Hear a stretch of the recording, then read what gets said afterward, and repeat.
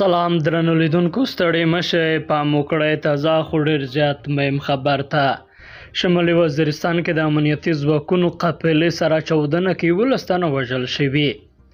د پاکستان خیبر پختونخوا شمالي وزیرستان قبایلي ضلع کې د امنیتي ځواکونو په یوه قافله باندې د سړک غاړې بمي چاودنه شوې چې پکې د امنیتي چارواکو په وینا لږ تر لږه 11 کسان وژل شوي.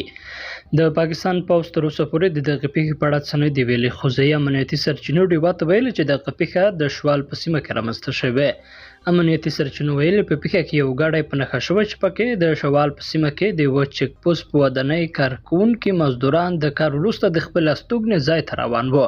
تر اوسه پورې د حملې ذمهواري لا چا په غاړه نه ده اخیستې. بل ورته خیبر کې پوځ وایي د امنیتي ځواکونو عملیاتو کې 2 ترهګر وژل شوي دي. د پاکستان پوځ وایي د خیبر پختونخوا د قبایلي ضلع خیبر په بړه سیمه کې د ترهګرو په لسید عملیات کړي چې پکې 2 ترهګر وژل شوي دي. د شنبې په ورځ د پوځ بیان د ادارې په خپل بیان کې ویلي چې امنیتي ځواکونو د عملیات د 13 او 19 اګست په منځ شپه کې د خفیه اطلاعاتو په اساس کړي دي. د پوځ بیان کې ویل شوي کله چې امنیتي ځواکونه د عملیاتو لپاره سیمې ته ورسېدل نو د غلطۍ ترهګرو سره سخته نښته وشوه او په دې نښته کې 2 وسلوال وژل شوي دي. پوځ د وژل شوو ترهګرو پېژندګلوي نه ده ښکاره کړې، خو یوازې دومره ویلي چې هغوی په امنیتي ځواکونو او عامو وګړو بریتونو کې ککړ وه.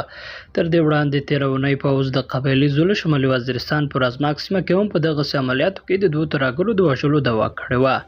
قدرمنو لیدونکو له ملتیا مننه، ښاد اوسئ.